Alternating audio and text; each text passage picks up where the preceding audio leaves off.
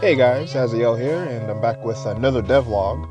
And today I'm going to be going over Persetese, this boss here. This is a cosmic themed boss, and his mechanics are a little bit more involved than the previous boss I covered, Carthamos. This guy is a mid-late game boss, where he's right at the end of mid game, like right in the beginning of late game. And I'm not going to go over any of his lore because I don't want to get into any spoilers for these boss breakdowns, since a lot of these Aeon bosses are part of or they really cap off the end of like these big story chapters. So I'm not going to go over his lore. Just this is strictly just his mechanics and the design choices I'm taking in regards to these RPG Maker battles. And for starters, he opens up the fight with a very dangerous move, where it's called his Cosmic Pummel attack. And this attack, these fists, they come down relatively slowly, but because the screen is black, like I said in my previous devlog, is that when the screen is black, these attacks will instantly kill you if you get hit by just one of them. And so you have to be very careful and really, be dialed in when these attacks are going off. And there's no cards or any abilities that you can use to avoid death here. You really got to pay attention. And so right out of the gate, he uses a very dangerous move. And then afterwards, he has some MP, his shield, that you have to get through in order to get to his HP. Whereas Carthamos, you can just start damaging his HP right away. Well, Persetese, you have to chew through his mana first. But there's a caveat here in that you can't really take your time here, because if he attacks a certain amount of times, like if he goes to his attack cycle a certain amount of times while his MP is above or his shield is above 0, he'll insta-kill you, like you see here with his Cosmic Death attack. So you want to avoid seeing this attack at all costs. And so right out of the gate, it's a mad dash to get his HP down, or his shields down to 0.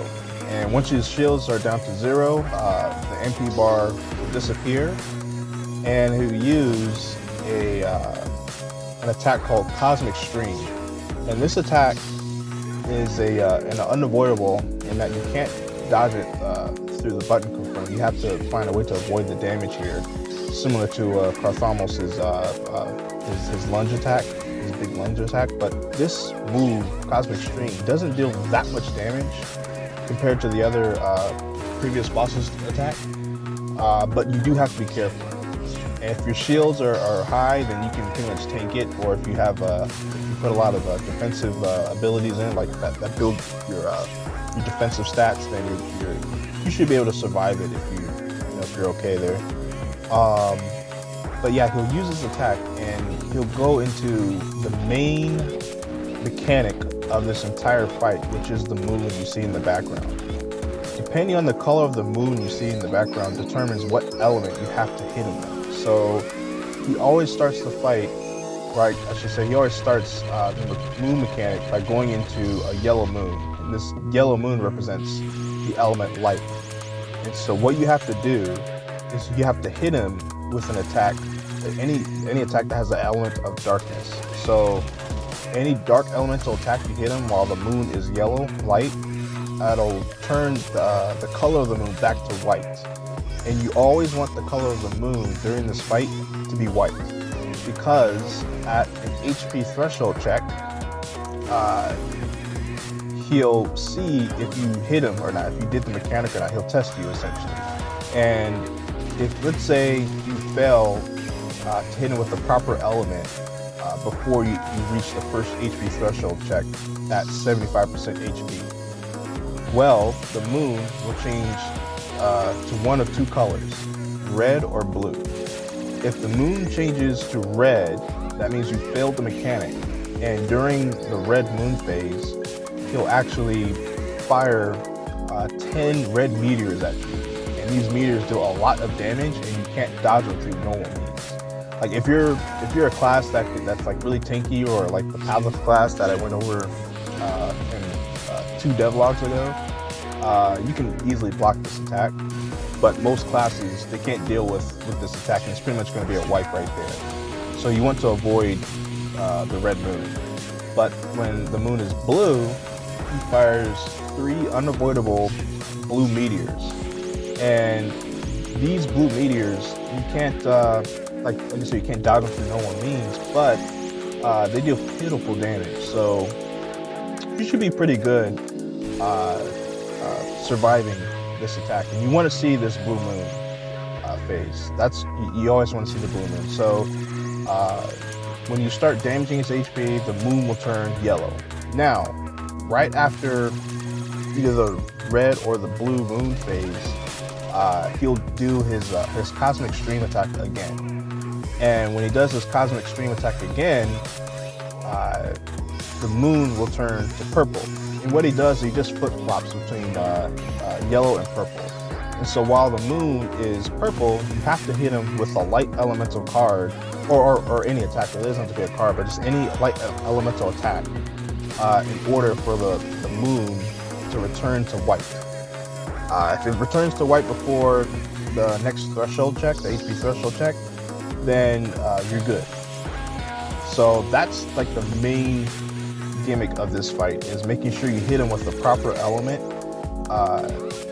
during in between his HP thresholds, those windows there. And once he hits the final HP threshold, which is at 25%, this is actually the most important mechanic to do properly, because let's say you're playing a tanky class and you just don't give a fart about those red meteors because you just whatever, you can just tank them. Well, you can't do that here on the final one. You have to do the mechanic properly. You have to hit him with the correct element during this fight.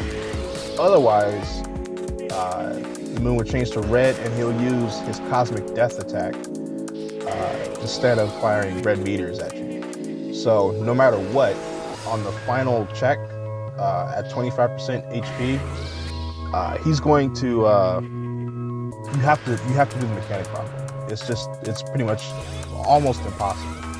And the reason why I say almost is because there are certain moves in this game that you can use. There are very few moves that you can use that actually will outright kill a boss if they're under a certain HP percentage. I'm not going to reveal what those moves are, but that is a thing in this game. But let's say you're not using one of those moves, but you deal enough damage where, like, let's say the boss is at 30% HP and you deal a huge amount of damage to him in one attack. That takes them all the way to 0. Well, all the bosses, they actually have a safety suit mechanic, or like a undershirt mechanic, if you're familiar with Battle Network, where no matter what, they'll always have 1 HP, no matter what you hit them with, outside of the select moves that I was referring to. So you can't just, for the most part, you can't really just choose it and just skip the 25% HP threshold check. So you're really forced to adhere to these mechanics and hit them with the proper element during this check. And that is the main gist of this fight. And once after he does this his final HP threshold check, he'll use his Cosmic Pummel attack one more time. He'll fully restore his HP, at least on the RX version. For the easier versions, he restores less HP here, and he'll actually start countering you with a slew of red meteors. So this is like his desperation mode. So you really want to take him out as quickly as possible, because like Parthamos, if you let him attack you or go through a certain amount of attack cycles during this final push, he'll use his Cosmic Death attack to wipe you out if you take too long. So that's the gist of this entire fight. It's paying attention to the moon mechanic, making sure that you hit him with the proper element, and having enough damage to take him out, to take his shield out, and to take his HP out at the very end, at the final push. Now, an interesting thing with the MP is that there are certain cards and skills that deal extra damage to your opponent's shields, like their mana shields. So you might want to pack that in when you fight this guy, because, like I said, like it's right off the bat, you really have to deal enough damage quickly before he uses his Cosmic Death attack, and, to really get his HP down to 0. So that's the thing there. And also actually added a neat thing here with his own card, like that you can win from him. Like each boss in the game has their own card that you can collect and use, like a summon card essentially. And this guy's card is actually superb against him, because when you use this card normally, it's a full screen either light or dark elemental attack against all enemies on the screen, and the element that's chosen is random. However, I programmed it so that way when you're fighting him as a boss, his own card will actually use the proper element against him, regardless of the HP threshold check. So let's say if the moon is purple, he'll always attack him with the element of the card will always be light, and if the moon is yellow, then the element of the card will always be dark. So his own card is superb. It's the best thing against him. And I made it this way so that way, let's say you want to use your own strategy, like your own build set up, but you still want to do the mechanics properly. Well, you can just throw some of his cards in your artillery deck, and you should be good, because you can still play with any class that you want and do your thing. And if you use them properly or at the appropriate time, then it's great. You don't have to worry about what phase he's in, because you always just have that hit one of his cards available to hit him with before he reaches the next HP threshold check. Now, something I want to note with these battles, especially these big epic in-game battles, is the combo system.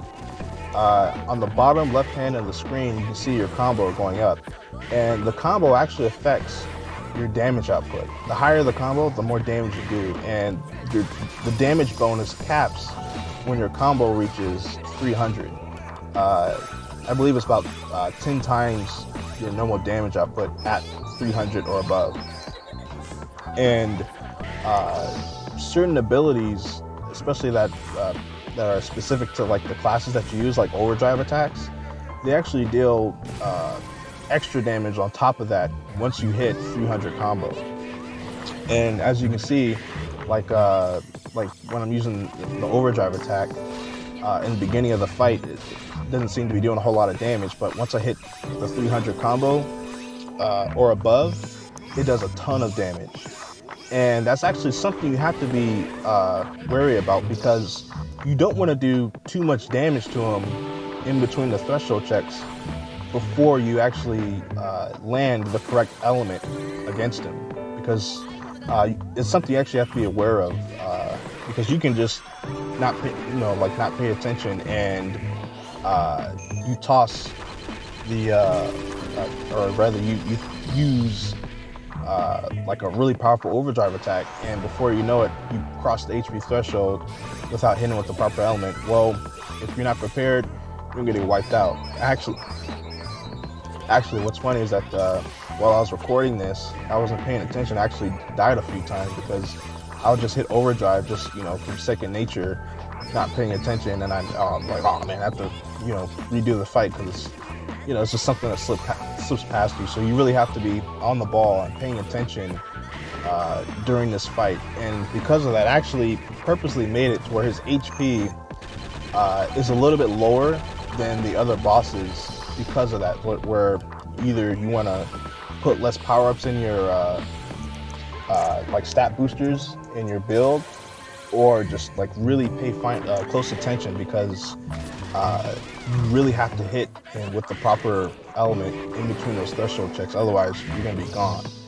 And there's a few things you can do, like let's say you're like right at the the cusp of hitting that HP threshold check, you can like purposely not time your button input properly, so that way you won't deal critical damage to the boss. So that way you can deal less damage in hopes that you can get your elemental card in. Like you might see here, where I'm purposely not pressing the confirm button during my attacks, so they won't crit. So that way I can squeeze in that elemental card in just in time before he hits this HP threshold check.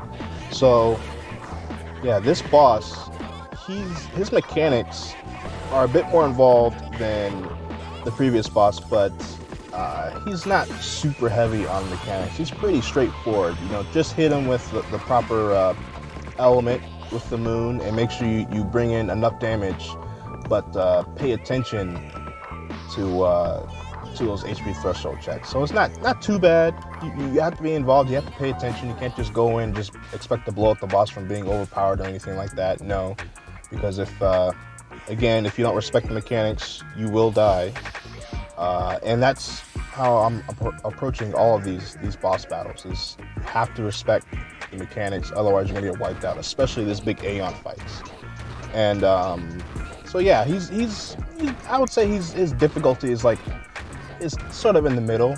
He doesn't deal, his attacks are relatively easy to dodge. Like the timing of his attacks aren't that bad, especially compared to Carthamos.